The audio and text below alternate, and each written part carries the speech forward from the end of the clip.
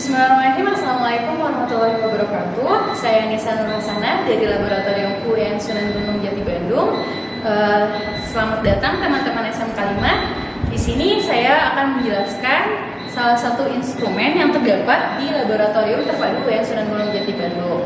Nah, untuk instrumennya sendiri yaitu spektrofotometer UV-Vis. Nah, spektrofotometer UV-Vis ini dapat digunakan untuk analisis kualitatif maupun kuantitatif. Nah, untuk analisis kualitatifnya sendiri itu didasarkan pada besarnya energi untuk melakukan eksitasi pada tiap-tiap senyawa itu berbeda-beda sehingga nantinya ketika dia melakukan eksitasi maka akan terbaca sebagai nilai panjang gelombang maksimum. Nah, sehingga yang seperti yang kita ketahui, panjang gelombang maksimum tiap-tiap senyawa itu berbeda-beda. Nah, itu tuh didasarkan pada analisis kuantitatif ya. Jadi nantinya untuk nilai panjang gelombang senyawa organik maupun atau senyawa anorganik itu memiliki nilai panjang gelombang masing-masing. Contohnya ada senyawa metilen biru. Nah, senyawa metilen biru akan berbeda nilai panjang gelombang maksimumnya dengan senyawa klorofil, itu senyawa organik ya. Nah, senyawa-senyawa di dunia ini memiliki panjang gelombang tersendiri akibat adanya energi dari ketika dia melakukan eksitasi itu ya.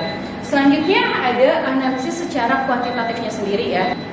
Analisis kuantitatifnya sendiri didasarkan pada besarnya sinar yang diserap sebanding dengan banyaknya molekul pada senyawa tersebut, sehingga nantinya jika nilai konsentrasi suatu senyawa itu besar, maka akan terbaca nilai absorbansi yang besar juga gitu.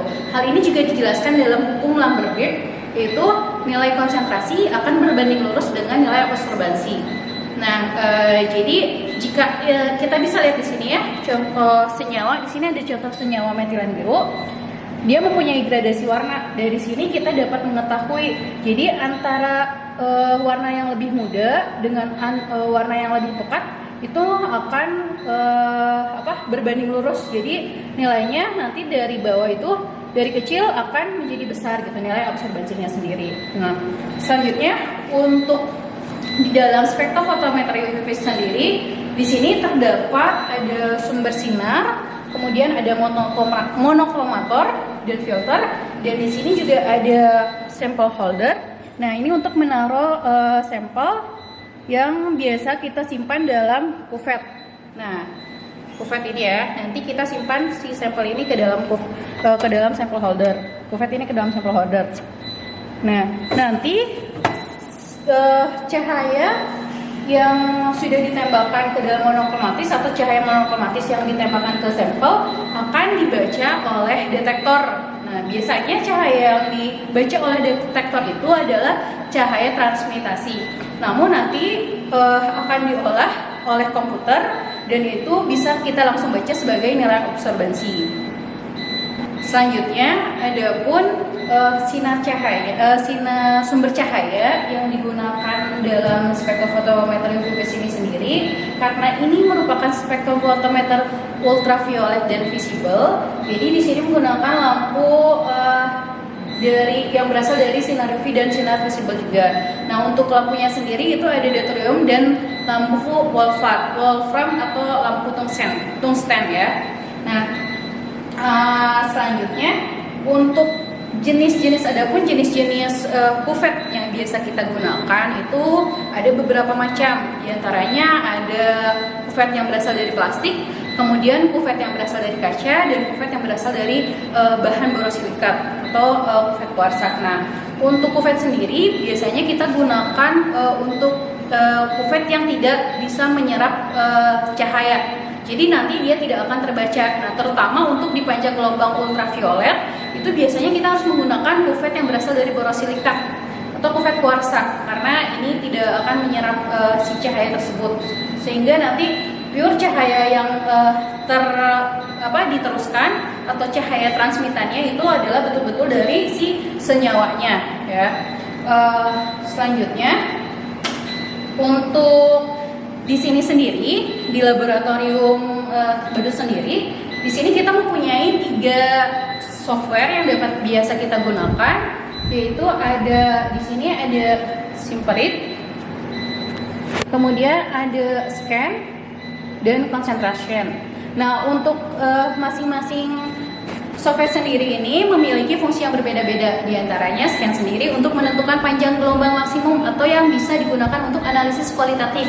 Nah, untuk Simperit sendiri di sini untuk digunakan untuk membaca nilai absorbansi atau transmitan. Nah, itu analisis secara kuantitatifnya. Dan untuk konsentrasi sendiri di sini untuk menentukan nilai konsentrasi suatu sampel. Itu juga termasuk ke dalam analisis kuantitatif. Nah, sekarang kita akan mencoba salah satu software, yaitu Scan untuk mengetahui panjang gelombang maksimum. Di sini tadi kita sudah set, kemudian kita sudah nolkan. Sekarang kita tinggal melanjutkan ke pembacaan panjang gelombang maksimum dari salah satu sampel metilen blue ini ya. Jadi contohnya, jika kita tidak mengetahui berapakah panjang gelombang maksimum dari sampel, nah kita bisa melakukannya menggunakan pengujian scanning. Nah, jadi nanti si sampel ini akan kita masukkan ke sampel folder. Jadi nanti sumber cahaya akan masuk, datang lewat sini, akan ditembakkan ke sampelnya. Kemudian setelah kita set yang awal, langsung kita klik OK ya untuk pembacaan. Nah, nanti di sini akan terbaca nilai absorbansi dari tiap-tiap panjang gelombang. Nah, nanti akan muncul panjang gelombang maksimum. Ini disebabkan dari besarnya energi eksitasi itu sendiri ya, besarnya energi yang dibutuhkan untuk melakukan eksitasi si suatu senyawa. Nah, kita bisa lihat di sini kita mendapatkan nilai panjang gelombang maksimum.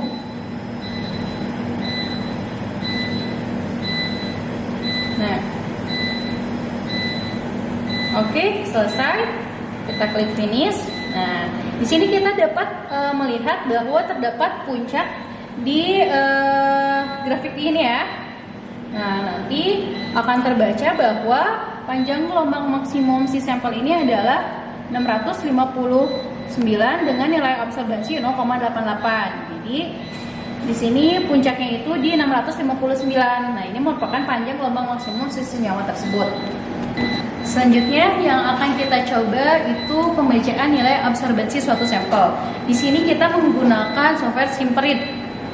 Bisa dilihat. Di sini kita menggunakan software ini.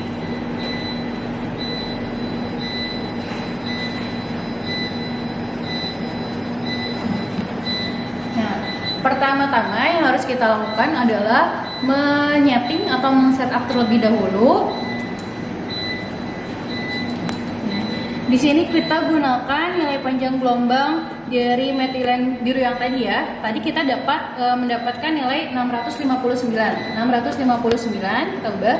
Kemudian di sini modenya sudah kita pilih untuk membaca absorbansi. Klik OK. Selanjutnya kita akan melakukan zero terlebih dahulu atau kalibrasi ya. Nah, ini menggunakan larutan blanko. Larutan blanko sendiri yaitu larutan yang tidak terdapat si analit yang akan diujinya. Jadi pure murni pelarutnya saja. Nah, ini kita masukkan sama ke dalam sampel holder. Kemudian kita kalibrate terlebih dahulu dengan mengklik zero sampai ke nilainya itu 0. Nah, setelah kita mendapatkan nilai 0, kita bisa mulai membaca absorbansi dari masing-masing si sampel yang akan kita uji. Nah, ini ada sampel metilen biru ya. Pertama kita coba uji yang konsentrasinya rendah terlebih dahulu. Kemudian kita klik. Nah, biasanya untuk menghindari kesalahan, kita melakukan uji ini sebanyak 3 kali. Setelah itu lanjut ke sampel yang berikutnya.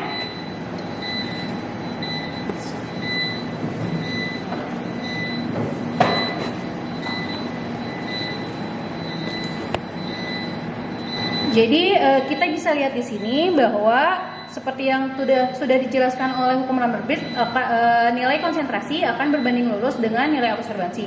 Jadi tadi senyawa yang lebih konsentrasinya lebih rendah, maka nilai absorbansinya pun akan lebih rendah daripada nilai senyawa yang nilai konsentrasinya lebih tinggi. Jadi nilai absorbansi yang terbacanya pun lebih tinggi gitu.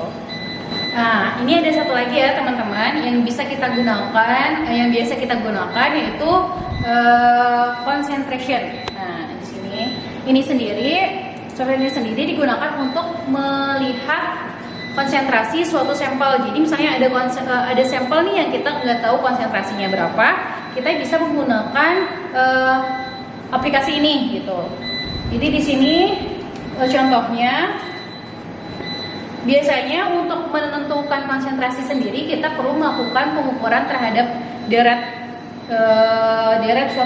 sampelnya sendiri gitu. Nah, ini salah satu contoh dari pengukuran konsentrasi.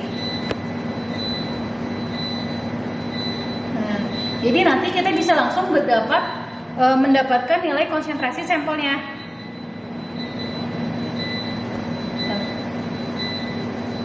Nah, oke. Mungkin dicukupkan sekian untuk instrumen spektrofotometri UV-Vis ini sendiri. Mohon maaf apabila terdapat banyak kekurangan. Mungkin kalian bisa lebih eksplor lagi ya, lebih cari-cari lagi di referensi apa itu spektrofotometri UV-Vis. Semoga di video kali ini bisa membantu. Terima kasih. Assalamualaikum warahmatullahi wabarakatuh.